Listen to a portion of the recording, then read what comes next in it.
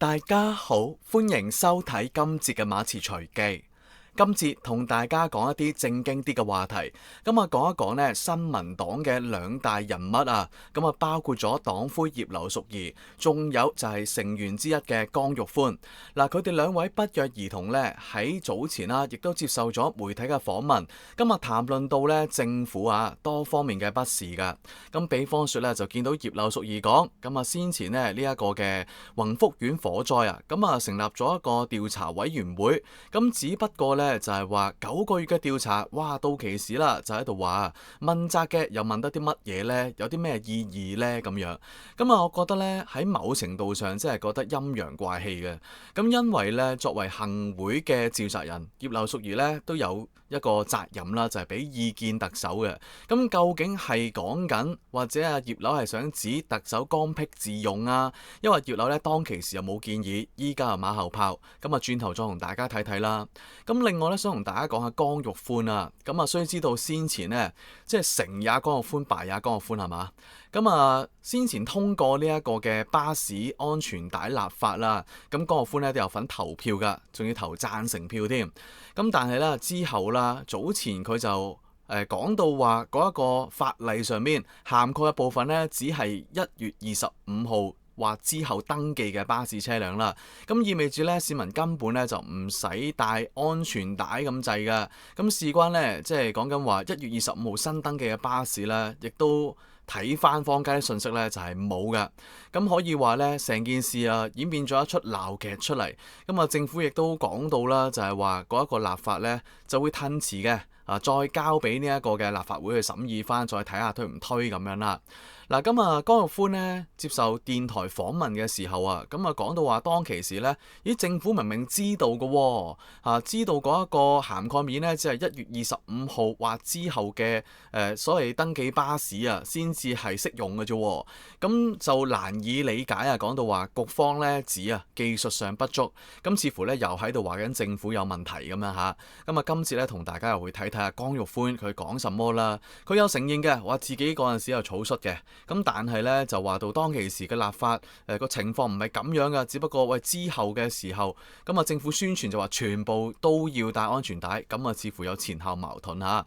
嗱，咁另外同大家補充多少少許仕仁方面嘅資訊啦。咁琴日同大家講到關於許仕仁逝世嘅消息，咁啊見到唔少朋友都有留言啦，咁講到話許仕仁即係10公不如一個啊之類嗰啲啦。咁因為佢先前牽涉到貪污，咁見到嘅政府冇特別咧，就雖然啦。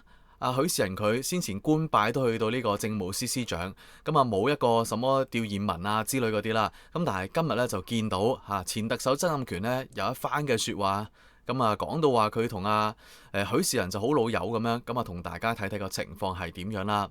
嗱，咁希望各位朋友入到嚟先做好3部曲，包括咗點讚、訂閱同埋分享呢段影片出去，記得撳埋訂閱掣隔離嘅欄鐘仔入邊選入全部。咁下一節馬詞上載新影片或者做直播嘅時間，希望各位朋友都唔會錯過咗啦。嗱，咁啊先同大家講一講關於許仕仁逝世嘅相關資訊先，咁之後先同大家講啲戲肉。嗱，咁啊，尋日同大家都分享咗一節啊，關於許仕仁逝世嘅消息啦。咁啊，許仕仁喺呢個東區尤德夫人那打素醫院咁啊逝世啦，咁因為患病啊，咁享年77歲。嗱，今日琴日同大家都稍為回顧咗啦，許仕仁，有好多功績嘅。咁比方說又講到佢呢，先前就係呢一個㗎，即係強積金之父咁樣啦。咁另外亦都成立咗呢一個盈富基金啦，係嘛？影響大家都好深遠啊！呢兩方面啊就咁講。咁另外仲有嗰啲呢，就唔同大家多講啦。咁另外呢，亦都同大家講到關於佢啦。當其時哇都幾即係消費力大嘅喎，係咪先？哇食一餐嗰啲咁嘅法國菜都成21萬，係咪先？非常之誇張。咁啊講到呢，佢收入啊，當其時廉署調查啦，就係即係超出咗佢咩7倍嘅收入啦，佢每月嘅使費咁樣，根本上呢，就係入不敷支啊！咁喺理財方面可以話許仕仁呢都係即係一個即係可能普通人都優勝過佢噶啦嚇，佢根本呢就係不斷咁啦，就喺度消費，但係佢揾錢方面呢，嗱當然政務司司長人工唔低啦，咁可能佢喺另外一邊廂就憑住嗰啲咁嘅關係脈絡咁樣啦，咁啊賒住先，咁最尾被揭發就話佢爭成幾千萬街數咁之類啦。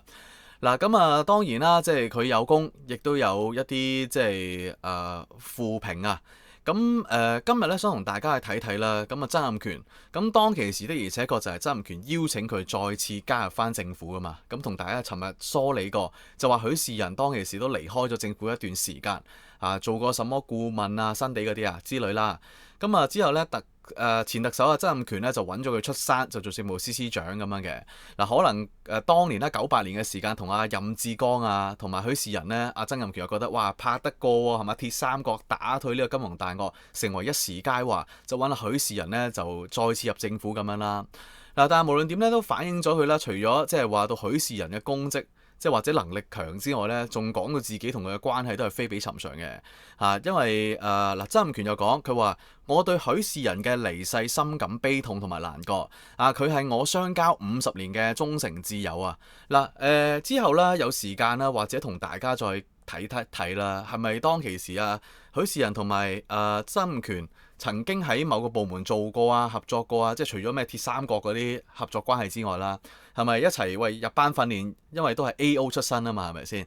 係咪有啲咁嘅過去咁嘅呢？但係無論點，曾蔭權就講到話，同許仕仁都50年嘅相交，咁係一個忠誠摯友嚇，亦都讚許仕仁呢就係才思敏捷啦、洞見非凡嘅同事，咁亦都話係天生嘅公共服務領袖咁樣嘅。咁佢話許仕仁對於香港社會各個階層啦，由基層、中產以至到富裕社群呢，都有着透徹嘅理解。唔好意思，有啲引進不住，因為講到話咩富裕社群嘅話，我就諗起佢即係新地貪污案嗰度啦嚇，真係關心富裕社群嚇。咁曾蔭權就評就話佢係少有人能及嘅。咁然之後再講就話將即係許仕仁呢，就永遠擺喺佢嘅思念同埋禱告之中咁樣啦。咁大體上呢個悼念文啦就係咁樣。咁可以咁講啦，許仕仁的而且確都有唔少嘅豐功偉績，咁只不過一世功名就一朝喪啦，十功不如一個。咁因為呢個新地貪污案嘅關係啦，咁而導致到佢鋃鐺入獄咁樣啦。咁所以雖然佢先前係政務司司長啊，咁但係截至到目前為止都見唔到話政府特別有一個即係一個悼念文啊、弔唁啊等等嗰啲啦，就關於許仕仁咁樣嘅。咁相信就係因為佢先前又坐過監，又係被褫奪咗個大紫荊勳章啊嚇，咁所以就冇咗呢個咁嘅即係做法咁樣嘅嚇。無論點都好啦，即係琴日同大家講都所言非虛㗎，即係話曾蔭權同埋許仕仁嘅關係都係非常之好啊，甚至乎可以話千絲萬縷嘅關係添。好啦，咁同大家開始講一講啦，關於新民黨嘅即係兩大巨頭啊，近日頻頻見報嘅兩大巨頭葉劉淑儀同埋江玉歡。見到葉劉淑儀咧，早日接受訪問啦，都講到即係幾個事情嘅，咁包括咗政府飲用水方面啦，咁就話冇理由燒到去局長嗰度嘅，咁到處長嗰度，因為處長個即係叫做近啲啊，同嗰個採購方面，咁局長去到好遠啦，咁遠呢，要局長問責呢，又唔妥當咁之類啦，呢個就係佢其中一方面嘅發言。咁第二樣嘅發言呢，我就覺得係有啲陰陽怪氣，就在於宏福苑火災。葉劉淑儀就講到咧，關於個宏福苑火災啦，咁佢就話：喂，如果係即係調查需要呢個9個月時間嘅話，咁到時候再問責有啲咩意義咁樣呢？咁佢嘅講法呢，就係講到話講咩宏福苑調查完結前問責不公道咁樣嘅，係啦，咁。好多朋友都會有留意咧，就話：喂，近排葉劉淑儀好似又再次嗰啲咩姨媽到咁樣係嘛？即係有啲咁嘅講法啊，坊間上面，哇！突然間變咗好燥底嘅。咁係咪因為陳家佩佢嘅愛徒啊，咁先前俾坊間追擊啦，咁都係佢咎由自取啊？原因就係逆線駕駛啊嘛。咁所以依家咧，葉劉淑儀就即係好似樣樣嘢都唔妥當。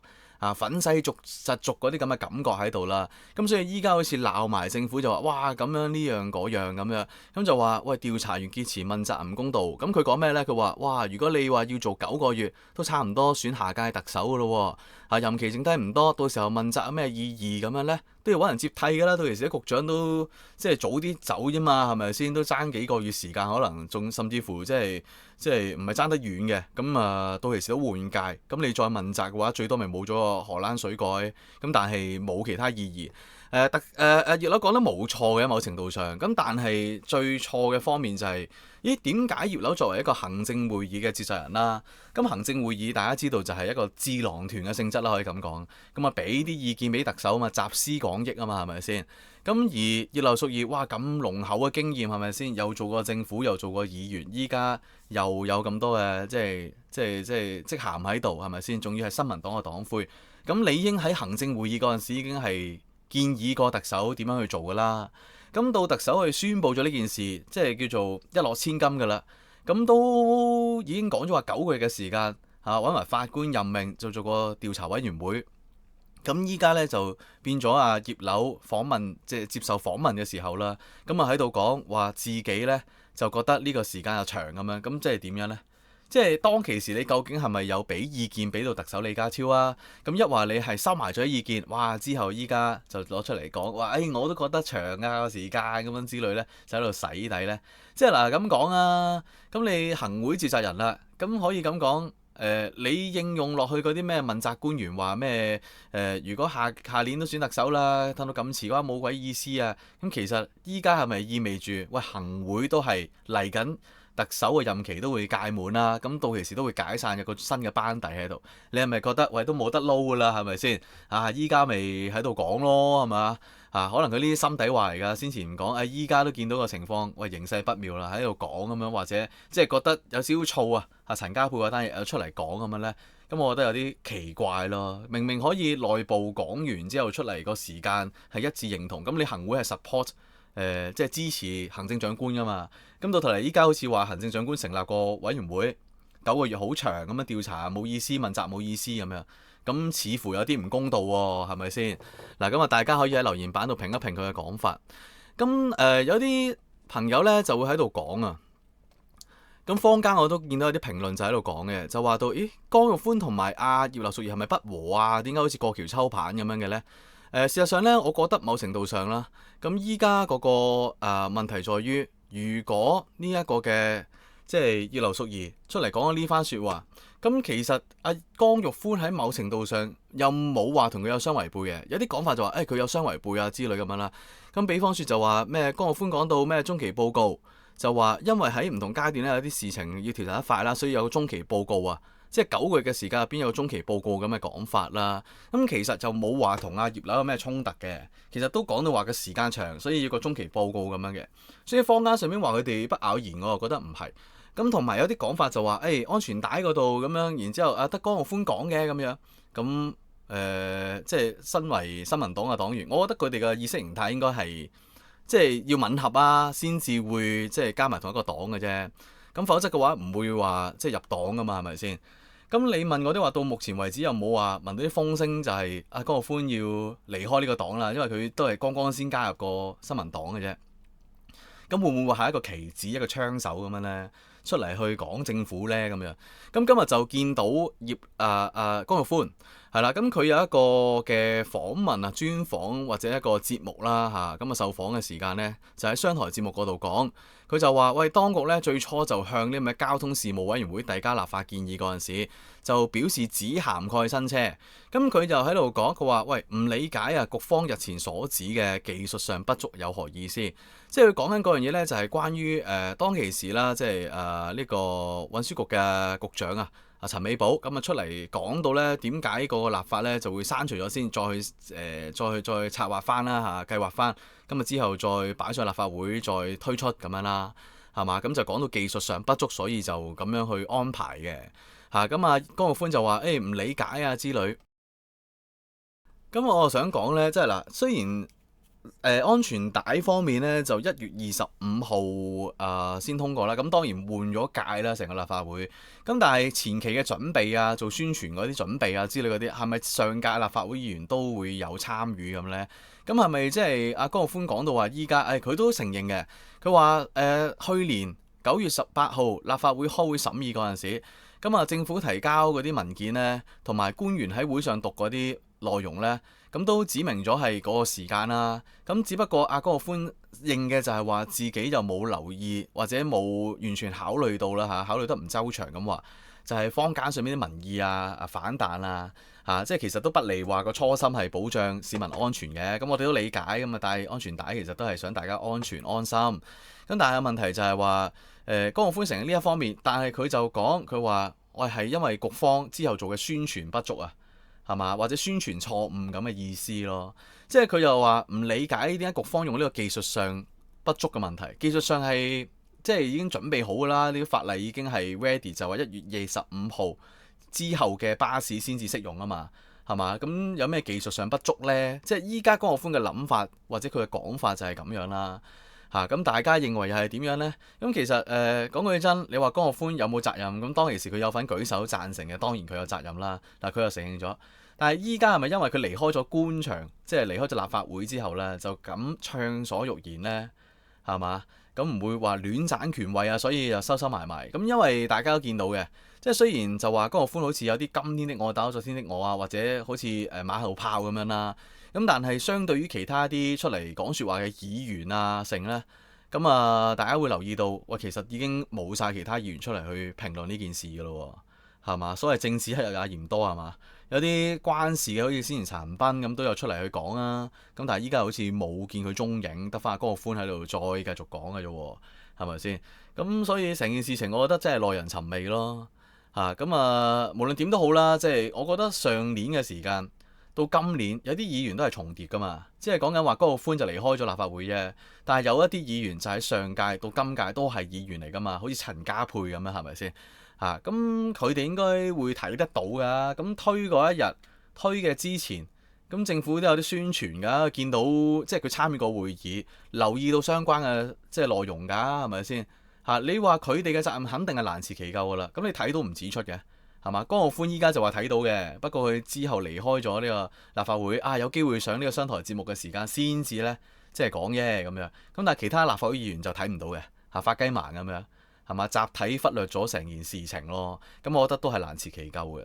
咁大家點睇呢？咁覺得話點解新民黨兩個人物啦包括咗葉劉淑儀同埋江玉歡，哇連番都好似講下政府不是呢？咁歡迎喺留言板度講一講你睇法。咁馬詞用翻心心或者文字回應翻大家。咁另外希望各位朋友都做好3部曲，繼續支持馬詞，我包括點讚、訂閱、分享。咁記得撳埋訂閱掣隔離嘅欄鐘仔入邊選入全部。希望下一節再有各位朋友嚟收聽馬詞嘅節目。